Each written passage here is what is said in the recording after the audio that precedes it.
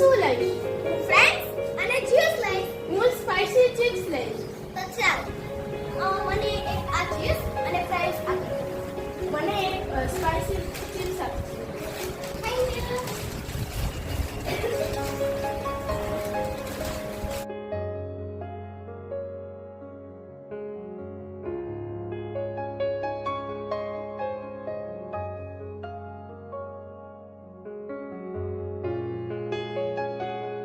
એક મહિના પછી. ધીરે મને ખૂબ ઉધરસ થઈ ગઈ છે, તો ચાલો ને આપણે દવાખાને જઈએ.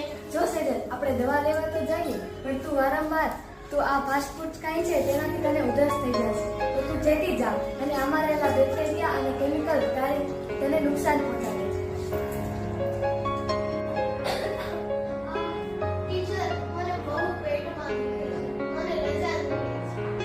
દીક્ષિતા, આ અઠવાડિયામાં તારી ત્રીજી રજા છે અને વારંવાર પેટમાં કેમ દુખે છે બેટા? શું ખાય છે દરરોજ તું? જા, તારો લંચ બોક્સ લાવ, જોઈએ મારે જોવું છે.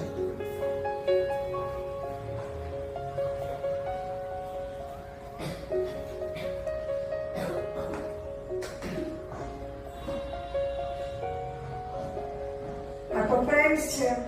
તું રોજ ફ્રેન્ડ્સ ખાય છે. મેં તને ઘણી વખત દુકાનેથી ફ્રેન્ડ્સ લેતી પણ જોઈ છે. જો બેટા, દરરોજ ફ્રેન્ડ્સ ના ખાવા જોઈએ. હું સમજુ છું તમે નાના છો, તમને ચટાકેદાર વસ્તુઓ ખાવાનું મન થાય, પણ આપણે સાથે સાથે હેલ્ધી વસ્તુ પણ ખાવી જોઈએ. આપણા ક્લાસની રિયાનો લંચ બોક્સ તરી ગયો છે, એ કેવી સરસ વસ્તુઓ લઈ આવે છે. રિયા બેટા, તારો લંચ બોક્સ લઈને અહીંયા આવ જોઈએ.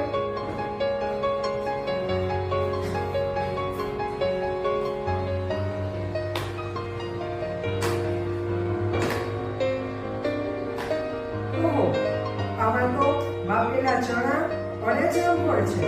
ખૂબ સરસ. રિયા, તું દરરોજ હેલ્ધી નાસ્તો લઈને આવે છે. તારે પણ આવું ભોજન લેવું જોઈએ બેટા, નહીં કે આપણે દરરોજ ચિપ્સ અને આવી ફ્રેન્ડ્સ ખાવી જોઈએ. જો, તું શા માટે આવું ફ્રૂટ નથી ખાતી? ટીચર, મને ફ્રેન્ડ્સ જ ભાવે છે. બીજું કંઈ ભાવતું જ નથી. જો બેટા, આ સરસ મજાનું ગુલાબ જામફળ છે. તું ખા અને મને ટેસ્ટ કહેજો કેવો સરસ ટેસ્ટ છે. હા, સરસ છે. શાબાશ. અને તારા મમ્મીને પણ અભિનંદન કે એ તને દરરોજ આવો સરસ નાસ્તો, પૌષ્ટિક નાસ્તો આપે છે. ક્યારેક ફ્રેન્ડ ખાવામાં વાંધો નથી, પણ દરરોજ તારે હેલ્ધી